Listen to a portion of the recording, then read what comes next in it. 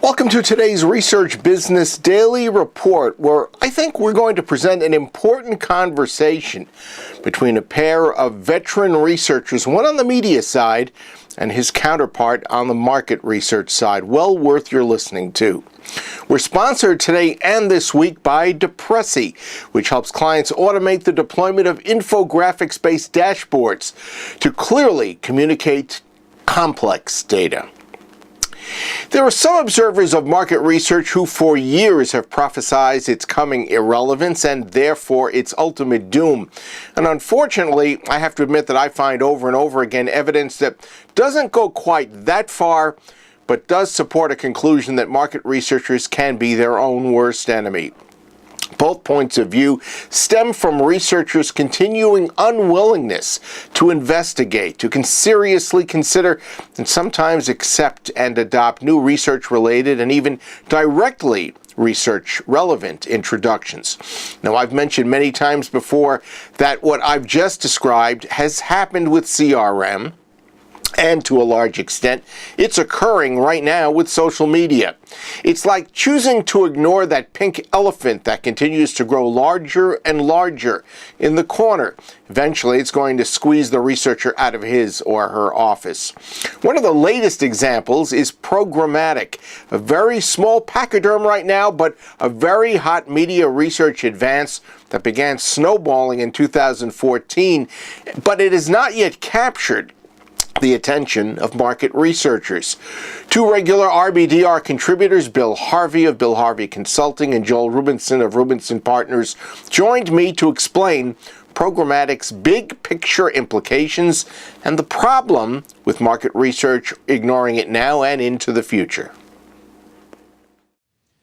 Well, the most important characteristics of programmatic as it's exploded on the scene today, coming from digital to now crossover to TV, is that you can consider all of the inventory. You can't really consider, it's too much inventory now compared to what used to exist.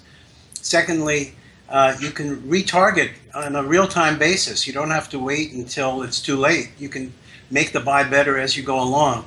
And then, given the fierce downward pressure on profits at both agencies and now even networks, the ability to reduce workflow and number of bodies that are doing a particular task is also significant. What Bill described is a world where you can have algorithms making real-time decisions to deliver an impression that is most likely to be relevant to the user that's seeing it. And in that whole way in which that's done, I would ask, how is marketing research adding value to the process?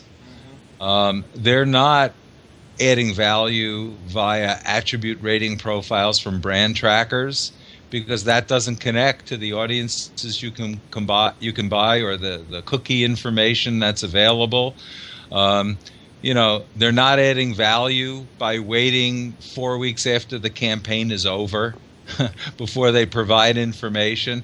I mean, marketing research just is not quite getting it. And they need to find a way to add value to this process. This should be our home base. Yeah, what is it? Why are we always late to the party?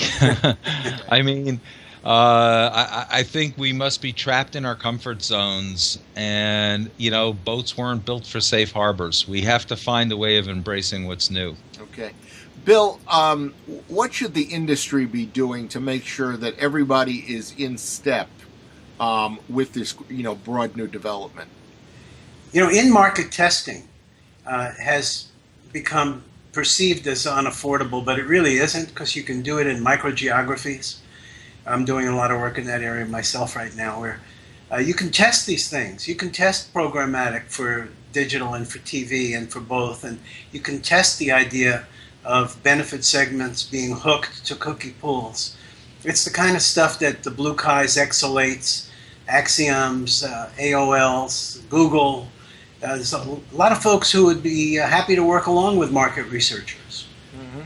And Joel, from your perspective, who are the players, whether they're associations or companies or others, that should be really, going gung-ho into this? Well, I think, you need industry association leadership, like from the ANA. You also need advertisers who demonstrate an appetite for leadership, like Procter & Gamble, Unilever, General Mills, Coca-Cola, the ones you read about, who, for example, who are embracing private trading desks. Kellogg's would be added to that list. The car companies. You need to find a way that they then pick up this battle and drive change all the way through the organization. And from a marketing research point of view, we have to start talking to different people. We can't just be talking to our survey suppliers. We have to be talking to the kinds of people Bill mentioned, the kinds of people he's talking to. We need to be talking to, Google and Facebook and AOL platforms and Exalate, the data aggregators. There's something called the Lumascape. We need to make our way through that Lumascape, and we need to be talking with those people. And then we need to be figuring out how we can provide information that adds value to that process. And when we try to do that, when we commit to doing that, you're going to see brand tracking reinvented. You're going to see new product forecasting reinvented. And perhaps, last but not least, you're going to see marketing segmentation totally reinvented, because right now we do these massive $1 million studies and then the report stays on the shelf because it has no actionability. As usual, we thank Bill and Joel for their time and their willingness to share their ideas. You can contact Bill Harvey by emailing bill@billharveyconsulting.com. Similarly, Joel is available at joel@rubinsonpartners.com.